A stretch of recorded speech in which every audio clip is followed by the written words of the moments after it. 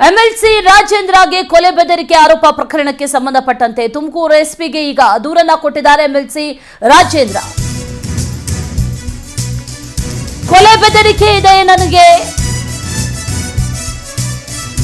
ಯತ್ನ ನಡೆದಿತ್ತು ಅನ್ನುವಂತ ಒಂದಷ್ಟು ಹೇಳಿಕೆಗಳನ್ನ ಕೊಟ್ಟಿದ್ರು. ಆ ಪ್ರಕರಣಕ್ಕೆ ಸಂಬಂಧಪಟ್ಟಂತೆ ತುಮಕೂರು ಎಸ್ಪಿಗೆ ಈಗ ದೂರನ್ನ ನೀಡಿದ್ದಾರೆ ಎಂಎಲ್ಸಿ ರಾಜೇಂದ್ರ. ದಾಖಲೆ ಸಮೇತ ದೂರನ್ನ ಸಲ್ಲಿಸಿದ್ದಾರೆ.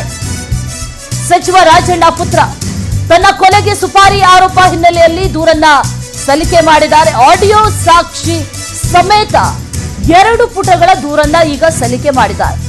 ಆರೋಪಿಗಳ ವಿರುದ್ಧ ಕ್ರಮ ಕೈಗೊಳ್ಳಬೇಕು ಅಂತ ಎಸ್ಪಿಗೆ ಮನವಿ ಮಾಡಿದ್ದಾರೆ. ಎಸ್ಪಿ ಅಶೋಕ್ ವೆಂಕಟ್ಗೆ ಕಂಪ್ಲೇಂಟ್ ಕೊಟ್ಟಿದ್ದಾರೆ ರಾಜೇಂದ್ರ. ಡಿಜಿ ಸೂಚನೆಯನ್ನ ಕೊಟ್ಟರು, ಡಿಜಿಗೂ ಕಂಪ್ಲೇಂಟ್ ಮಾಡಿದ್ರು.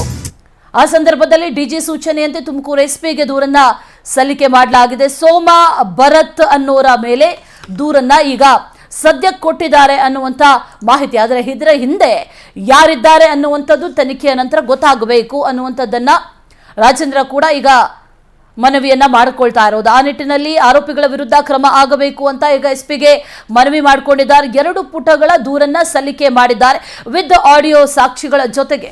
ಆಡಿಯೋ ಸಾಕ್ಷಿ ಕೂಡ ಇದೆ ಅನ್ನುವಂಥ ಮಾತನ್ನ ಅವರೇ ಹೇಳ್ಕೊಂಡಿದ್ರು. ಆ ನಿಟ್ಟಿನಲ್ಲಿ ದಾಖಲೆ ಸಮೇತ ಈಗ ಎಸ್ಪಿಗೆ ದೂರನ್ನ ಕೊಟ್ಟಿದ್ದಾರೆ. ತುಮಕೂರು ಎಸ್ಪಿಗೆ ದೂರನ್ನ ಕೊಟ್ಟಿದ್ದಾರೆ. ಎಸ್ಪಿ ಅಶೋಕ್ ವೆಂಕಟ್ಗೆ ಕಂಪ್ಲೇಂಟ್ ಕೊಟ್ಟಿದ್ದಾರೆ ರಾಜೇಂದ್ರ. ತನ್ನನ್ನ ಕೊಲೆ ಮಾಡೋದಕ್ಕೆ ಸುಪಾರಿಯನ್ನ ಕೊಟ್ಟಿದ್ರು ಅನ್ನುವಂಥ ಬಹಳ ಸ್ಫೋಟಕ ಹೇಳಿಕೆಯನ್ನ ನೀಡಿದ್ರು. ಅದಕ್ಕೆ ಸಂಬಂಧಪಟ್ಟಂತ ಒಂದಷ್ಟು ದಾಖಲೆಗಳನ್ನ ಕೂಡ ಈಗ ಕೊಟ್ಟಿರೋದು. ದಾಖಲೆಯನ್ನ ಸಲ್ಲಿಸಿ 2 ಪುಟಗಳ ದೂರನ್ನ ಈಗ ಎಸ್ಪಿಗೆ ನೀಡಿದ್ದಾರೆ ಅನ್ನುವಂಥ ಮಾಹಿತಿ ಇದೆ. ತುಮಕೂರು ಎಸ್ಪಿಗೆ ದೂರನ್ನ ಕೊಡಿ ಅಂತ ಡಿಜಿ ಸೂಚನೆಯನ್ನ ಕೊಟ್ಟಿದ್ರು. ಡಿಜಿ ಸೂಚನೆಯಂತೆ ಈಗ ತುಮಕೂರು ಎಸ್ಪಿಗೆ ದೂರನ್ನ ಸಲ್ಲಿಕೆ ಮಾಡಿದ್ದಾರೆ. ರಾಜಣ್ಣ ಪುತ್ರ ರಾಜೇಂದ್ರ ಮರ್ಡರ್ ಮಾಡೋದಕ್ಕೆ ಸುಪಾರಿಯನ್ನ ಕೊಟ್ಟಿದ್ರು. ಈ ಹಿಂದೆ ಯಾರಿದ್ದಾರೆ ಅನ್ನುವಂಥ ನಿಟ್ಟಿನಲ್ಲಿ ತನಿಖೆ ಆಗಬೇಕು ಅನ್ನುವಂಥ ನಿಟ್ಟಿನಲ್ಲಿ ಈಗ ಕಂಪ್ಲೇಂಟ್ ಕೊಟ್ಟಿದ್ದಾರೆ. ಹನಿ ಟ್ರ್ಯಾಪ್ ಪ್ರಕರಣ ಸುದ್ದಿ ಆಗ್ತಾ ಇದ್ದಂತೆ ಅಲ್ಲಿಂದ ಯೂಟರ್ನ್ ಹೊಡೆದಂತ ರಾಜೇಂದ್ರ ನನ್ನ ಮೇಲೆ ನಡೆದಿರೋದು ಕೊಲೆ ಯತ್ನ, ಸುಪಾರಿಯನ್ನ ಕೊಟ್ಟಿದ್ದಾರೆ ಅನ್ನುವಂಥ ವಿಚಾರವನ್ನ ಹೇಳಿದ್ರು. ಈಗ ಎಸ್ಪಿಗೆ ದೂರನ್ನ ಸಲ್ಲಿಕೆ ಮಾಡಿದ್ದಾರೆ. ಆ ವಿಜುವಲ್ಸ್ ಅನ್ನ ಕೂಡ ಗಮನಿಸ್ತಾ ಇದ್ದೀವಿ. ಡಿಜಿಗೆ ಕಂಪ್ಲೇಂಟ್ ಕೊಟ್ಟರು. ಆ ನಂತರದಲ್ಲಿ ಈಗ ಎಸ್ಪಿಗೆ ಕಂಪ್ಲೇಂಟ್ ಕೊಟ್ಟಿದ್ದಾರೆ. ಇದರ ಹಿಂದೆ ಯಾರಿದ್ದಾರೆ ಅದು ತನಿಖೆ ಆಗಬೇಕು ಅಂದಿದ್ದಾರೆ. ಸೋಮಾ ಭರತ್ ಅನ್ನೋರ ವಿರುದ್ಧ ದೂರನ್ನ ಕೊಟ್ಟಿದ್ದೇನೆ, ಎಸ್ಪಿಗೆ ದೂರು ಕೊಟ್ಟಿದ್ದೇನೆ ಅಂತ ಎಂಎಲ್ಸಿ ರಾಜೇಂದ್ರ ಹೇಳಿದ್ದಾರೆ. ಅವರಿಬ್ಬರು ಕೂಡ ಮಾತಾಡಿರುವಂತ ಆಡಿಯೋ ಸಾಕ್ಷ್ಯ ಕೂಡ ಕೊಟ್ಟಿದ್ದೇನೆ ಅಂದಿದ್ದಾರೆ. 15 ನಿಮಿಷಗಳ ಕಾಲ ಅವರು ಮಾತಾಡಿದ್ದಾರೆ.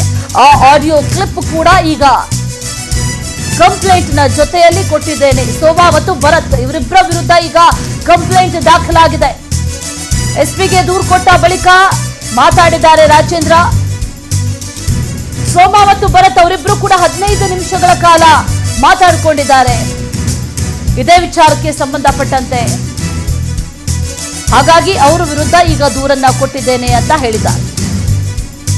ಅವ್ರ ಮಗಳ ಹುಟ್ಟುಹಬ್ಬ ಇತ್ತು. ಆ ಸಂದರ್ಭದಲ್ಲಿ ಶಾಮಿಯಾನದವರ ರೂಪದಲ್ಲಿ ನನ್ನ ಮರ್ಡರ್ ಮಾಡೋದಕ್ಕೆ ಮುಂದಾಗಿದ್ರು.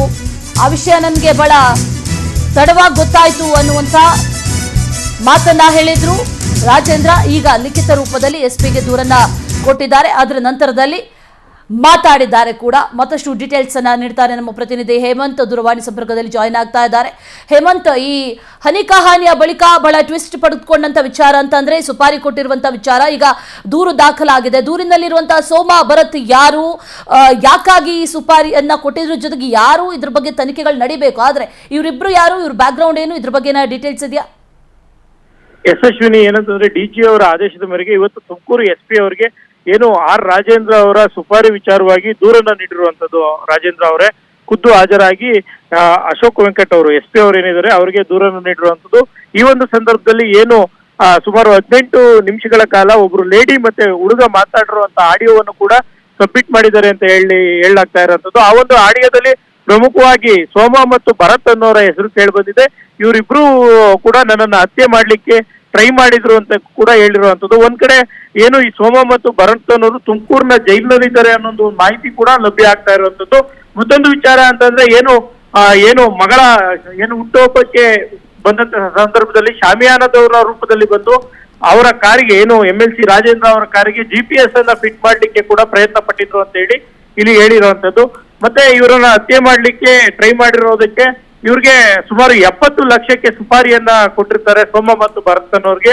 ಆದ್ರೆ ಅವ್ರಿಗೆ ಕೇವಲ 5 ಲಕ್ಷ ಅಷ್ಟೇ ಮುಂಗಡವಾಗಿ ಬಂದಿರುತ್ತೆ ಅನ್ನೋ ಒಂದು ಮಾಹಿತಿ ಕೂಡ ಬಿಚ್ಚಿಟ್ಟಿರುವಂತದ್ದು. ಇಲ್ಲಿ ಪ್ರಮುಖವಾಗಿ ಏನು ಈ ಸೋಮ ಮತ್ತು ಭರತ್ ಅನ್ನೋರು ಯಾರು, ಯಾತಕ್ಕೋಸ್ಕರ ರಾಜೇಂದ್ರ ಅವ್ರನ್ನ ಕೊಲೆ ಮಾಡ್ತಿದ್ರು ಅನ್ನೋಂಥದ್ದು ಏನು ಸ್ವತಃ ರಾಜೇಂದ್ರ ಅವ್ರಿಗೆ ಕೂಡ ತಿಳಿದಿಲ್ಲ. ಹಾಗಾಗಿ ಅವರು ಅದನ್ನು ಕೂಡ ತನಿಖೆ ಮಾಡಿ ನನಗೆ ತಿಳಿಸ್ಬೇಕು, ಯಾತಕ್ಕೋಸ್ಕರ ನನ್ನನ್ನು ಹತ್ಯೆ ಮಾಡ್ತಿದ್ರು ಅಂತ ಹೇಳಿ ನಾನು ಇವತ್ತು ದೂರನ್ನ ನೀಡ್ಲಿಕ್ಕೆ ಬಂದಿದ್ದೀನಿ ಅಂತ ಹೇಳಿರುವಂತದ್ದು ಅಶ್ವಿನಿ.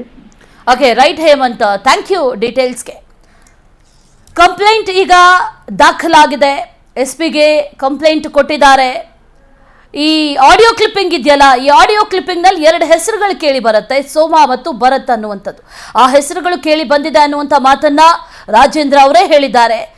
ಜೊತೆಗೆ ಅವರಿಗೆ ಈ ಮಾಹಿತಿ ತಡವಾಗಿ ಗೊತ್ತಾಗಿದೆ, ಹಾಗಾಗಿ ಇದು ಬೇರೆ ರೀತಿಯೇ ಇದೆ, ಸುಪಾರಿ ಕೊಟ್ಟು ನನ್ನನ್ನು ಕೊಲೆ ಮಾಡೋದಕ್ಕೆ ಪ್ರಯತ್ನ ಪಟ್ಟಿದ್ದಾರೆ, ಇದು ಯಾರು, ಇದ್ರ ಹಿಂದೆ ಯಾರಿದ್ದಾರೆ ಅನ್ನುವಂಥ ನಿಟ್ಟಿನಲ್ಲಿ ತನಿಖೆ ಆಗಬೇಕು ಅಂತ ಈಗ ದೂರನ್ನ ದಾಖಲಿಸಿದ್ದಾರೆ. ಡಿಜಿಗೆ ಕಂಪ್ಲೇಂಟ್ ಕೊಡೋದಕ್ಕೆ ಹೋಗಿದ್ರು, ಆದರೆ ಡಿಜಿ ಕಂಪ್ಲೇಂಟ್ ತಗೊಳ್ಳೋದಕ್ಕೆ ಬರಲ್ಲ ಅಂತ ಹೇಳಿದ್ರು. ಹಾಗಾಗಿ ತುಮಕೂರು SP ಕಚೇರಿಗೆ ಹೋಗಿ ದೂರನ್ನ ಈಗ ಕೊಟ್ಟಿದ್ದಾರೆ ರಾಜೇಂದ್ರ.